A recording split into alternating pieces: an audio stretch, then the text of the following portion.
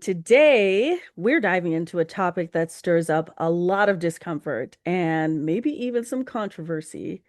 Direct communication. Yes, direct communication. Specifically, why being direct isn't rude, it's essential. So, whether you're someone who struggles with confrontation or someone who's been labeled too blunt, this episode is for you. Welcome to Communication Skills for Working Women. I'm Elizabeth. And I'm Rose May. Do you find yourself second guessing or avoiding conversations because you're worried about being misunderstood?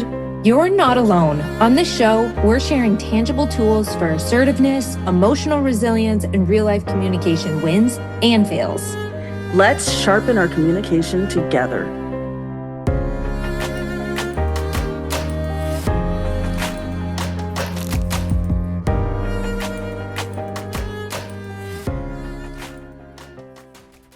Let's start with a myth that gets in the way of clear communication every day.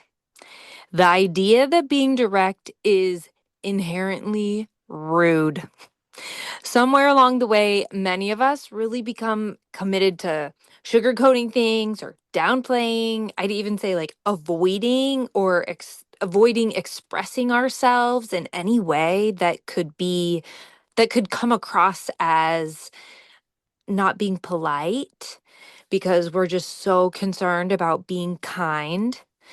Well, I think the truth is that kindness without clarity can create confusion, resentment, and even mistrust. Being indirect might feel safe in the moment, but it leaves people guessing and it often leads to miscommunication, lots and lots of miscommunication, Mm-hmm. and tons of unmet needs. I love Brene Brown, and one of the things she says is clear is kind, unclear is unkind. Absolutely. And I'm just going to share a little bit about how this topic really influences me in my daily experiences. So, for some of you who don't know, a Black woman. My parents are from the islands, the Caribbean islands, and I grew up in Chicago and South Florida, two very diverse places. And I moved to Utah about 4 years ago. And I've had contact with Utah, I guess I would say, like in and out of my life. But one of the things that I've noticed the most since living here is the way that communication is very, very different in some of these within some of these demographics. And so I think that for me, what's really become difficult is learning how important direct communication is and how that's interpreted. One of the things that's been really difficult is recognizing the influence and the impact of culture, whether it's religious culture or ethnic identity, or even the differences between growing up in the Midwest, having family from the East Coast, and now moving to the Mountain West. There are different ways of communicating, and it can sometimes be so frustrating when we feel misinterpreted or when we feel misunderstood. And I think that I have struggled the most with learning how to be clear in a way that is received the way that Mm. I think that it should be received, or that a way that I would like for it to be received. That has been one of the hardest things. And so I think even just this idea of speaking directly can feel intimidating because there's a hope that it's going to be received in a specific way. And sometimes it's not. It's true. Sometimes it's really not. So, what does direct communication actually look like? I think is a really good question Mm-hmm. to explore. Some of the things that I think direct communication looks like or actually means is saying what you mean and saying it with respect. I really feel like it's about telling the truth in a way that you feel honored and it meets your personal needs and it's respectful to the relationship. Yeah. It's not about being harsh. and it's not about controlling others, and it's not about bulldozing your way through a conversation. It's about saying what you mean with respect. And I think sometimes the idea of speaking directly does kind of evoke this image of being harsh or being controlling in some ways. And so we oftentimes, I will speak for myself, oftentimes, like, I don't speak direct because of that. But there are some ways, there are three qualities that are essential in speaking clearly and speaking directly.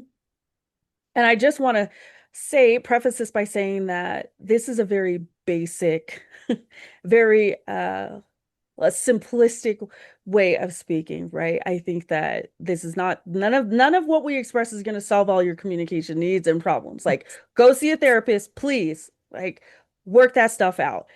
This is just basic information that can actually be pretty helpful. So, number one, speaking with clarity. Say what you actually mean, right? Don't use vague hints. No passive aggressive discourse or language. And I think that is one of the things that I've struggled with the most in Utah is I noticed that a lot of the language and the communication is very passive aggressive. And I don't deal with that very well. That is really I don't even know what the word is for me. Like, that just pisses me off. Like, and so I that's one of the things I've just struggled with is the lack of clarity in the communication that I've received. Like, I'm supposed to decipher what you're saying and figure out what you mean and then figure out what my response is. No, just speak clearly. So, anyways, breaking it down, direct communication actually looks like being clear about what you're saying. So, speaking with clarity, brevity, right? You don't need to over explain or justify. You can trust that your message stands on its own, and respect. You deliver your message with tone, timing, and presence that shows you value the other person. I even think just walking into a situation with in the mind frame of respect for the relationship and in the mind frame of respect for the individual can really alter the way that we present ourselves and we show up in a conversation. I agree completely. I have this example in my head that I want to share. So, okay, this is going to be the example. Hey, Rose. Well, I'm not sure if you're free or anything, but maybe if you want to, could we hang out? Or I could say, hey, Rose, I'd really like to spend some time with you. Are you available Thursday evening? I love how just clear and simple that is, the clarity, the brevity, and the respect. Like, I just felt Yes. so different in Yes. saying those two things to you. Like, Yes. And we I talked about this before, like you asking, well, I'm not sure if you're free. Oh, sorry, you didn't sound like that. But that's how I interpreted it in my mind. I was like, get to the point, Junior. What is happening? Like, just ask me what you right. want to ask. And not every personality is that way, right? I understand that too. There's something about like I think all of this has to be tailored according to your personality and how you show up in life in general. Right. I agree. And even a more gentle personality can still say, hey, it's really important for me to spend time with you. Would you be Yes. available? Yes. Instead of saying, are you available Thursday evening? Because that Right. is more, I'm a more direct, I kind of sometimes just interject people into the middle of my thoughts without, even a hello. I just get to the point at times, which is a skill, I'm learning to kind of soften that a little bit. Yeah, And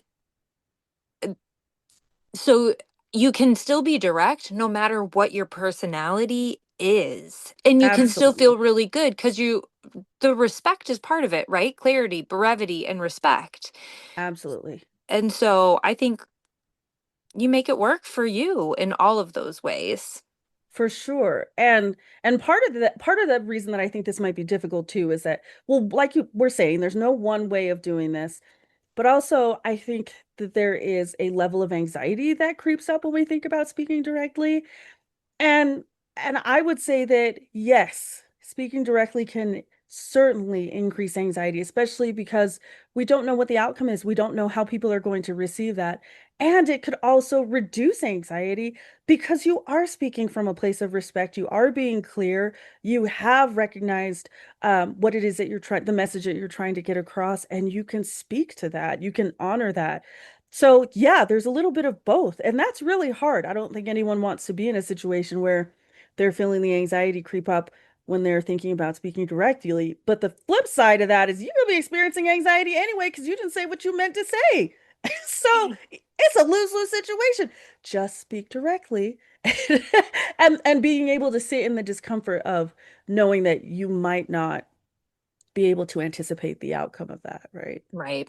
Yeah. Well, and having those things, clarity, brevity, and respect are super important. And it sometimes takes a minute to get clear on what you want Yes. to say so that Yes. you can speak like directly and briefly.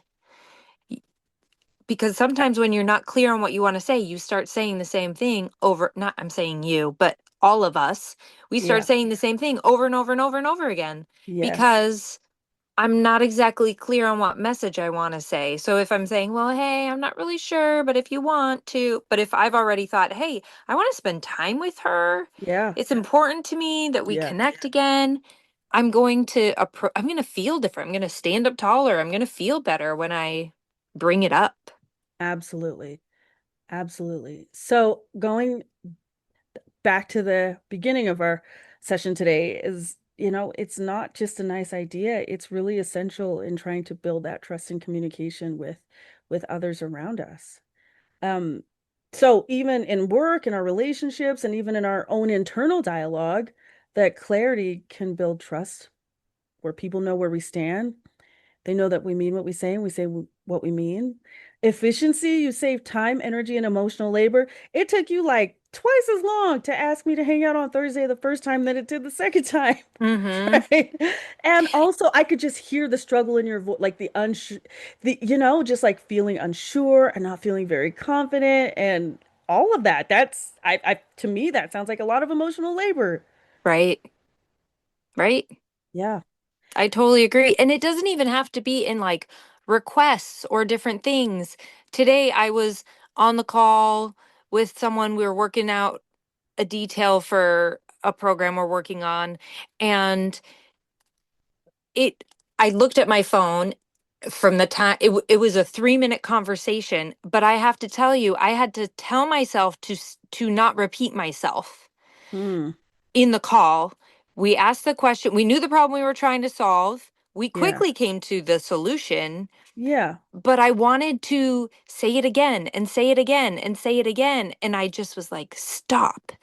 This efficiency, brevity, it builds. And I felt better after that conversation. I didn't go, man, did I say it too much? I didn't think about it again. Right. Where when because I knew exactly what problem I wanted to solve, Yes. and I knew I wanted to be brief, and I Yes. wanted to be respectful. And when I got through all those things, this efficiency was a byproduct. And guess what? Like my confidence was built Absolutely. today too. I was like, man, Yeah. I just did that again. It felt really great. So, Yeah. Well, and I love what you're saying about that efficiency and not repeating yourself over and over. I think, not only did you save time, but I think that one of the most important parts about clarity is that it teaches others how to engage with us, right? And how not to engage with us. right, Like even you saying, "Hey, I want to spend some time with you." In my mind, I'm recognizing that, wow, like this is important to you. This spending time, this is something that is meaningful to you. So when I approach you, I might approach you from a perspective of what might be more meaningful to you as opposed to my own insecurities, right? I think right, it gives others information about how we want to engage with them and interact with them, and I think that that could go such a long way. right. I agree completely. Yeah. It was really great to be with all of you today. And there is really so much more around this conversation. Next time, we're going to share some tactical ways to speak directly, and we'll dive into why it's hard. but we need to do it anyway. We'd love to hear from you on Instagram at Communication Skills for Women. And remember to subscribe, leave a review, or share it with someone who needs to hear this. Until next time, y'all, speak clearly and listen bravely.